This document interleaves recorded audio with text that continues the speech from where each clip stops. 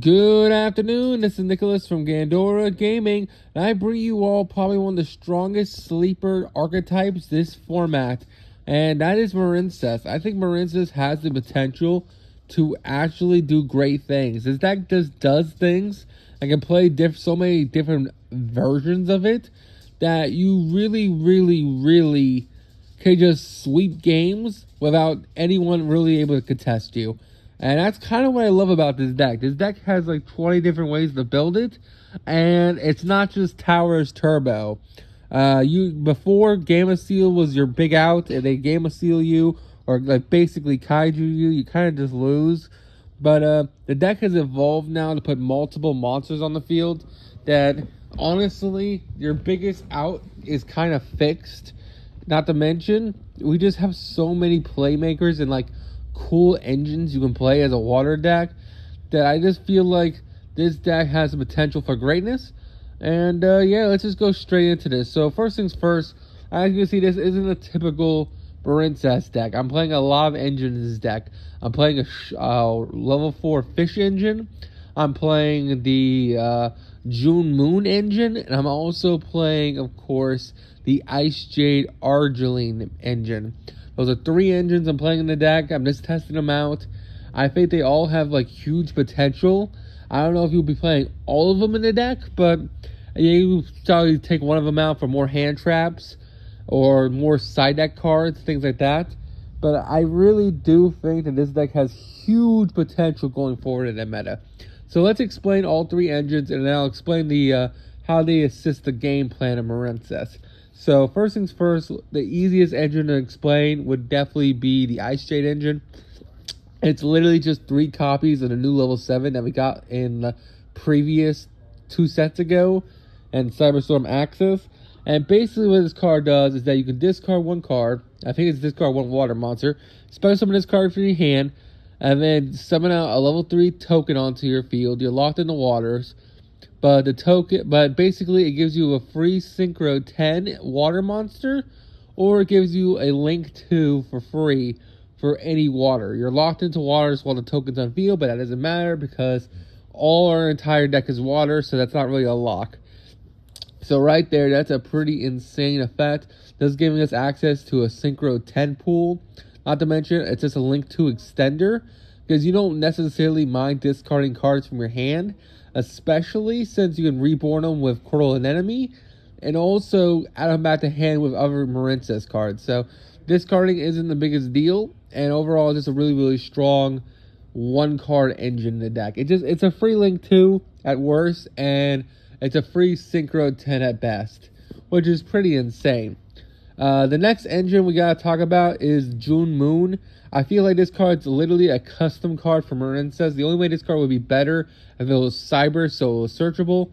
But I guess you can play Small World if you really want to get to this card.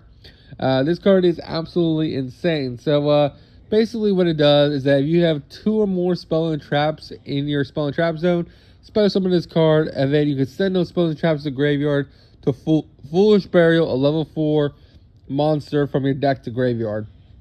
The reason why that is insane because 1, it's water. So if you water lock yourself early in a duel, it's not a big deal because it's water. It's also all the Marincess. Their whole gimmick of Marincess is that the links equipped to the link monsters based on the field spell. You just keep doing it not once per turn.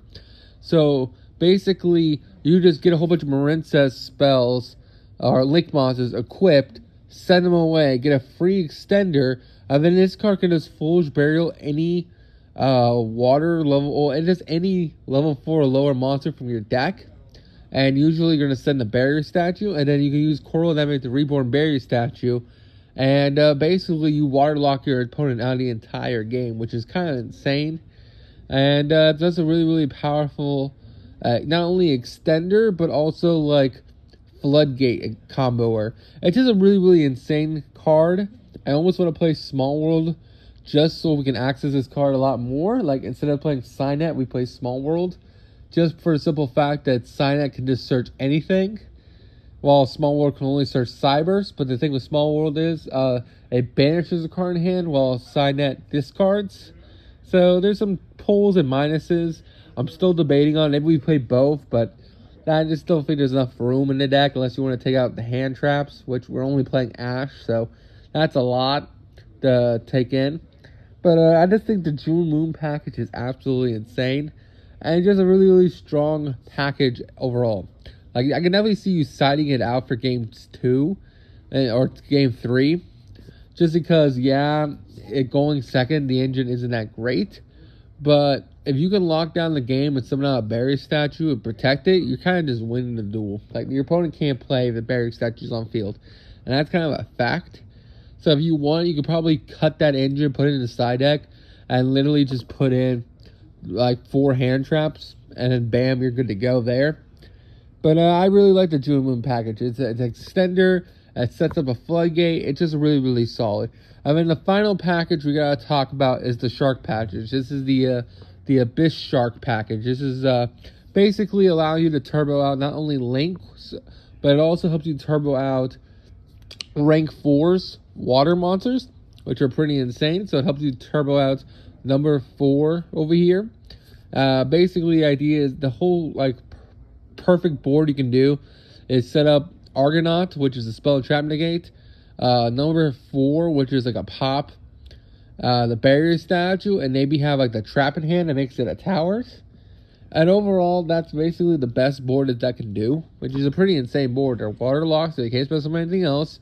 You don't want someone trying to threaten the Barrier statue. You just go, okay, cool, battle phase, pop it, and then you're just set there. And then also, you have a spell and trap negate in Argonaut. So overall, this is just a really, really insane package. And yeah, just free level 4 extenders, dude. Worst come to the worst, you can link them off for links. And best come to best, you make rank 4s. That's really about it. That's the packages. Marincess game strategy hasn't really changed. It's still a link climb deck. It still loses the kaijus. That's why I kind of like the water barrier statue package, just because it basically says, hey, you have to have exactly Gamma Seal or you're not kaijuing my board. You're not lava goaling me. You're not like ruining my day with a kaiju, unless you like imperm kaiju, which is better. Yeah, I hope you all enjoyed. Don't do anything stupid, and I'll see you all in the next one. Bye bye.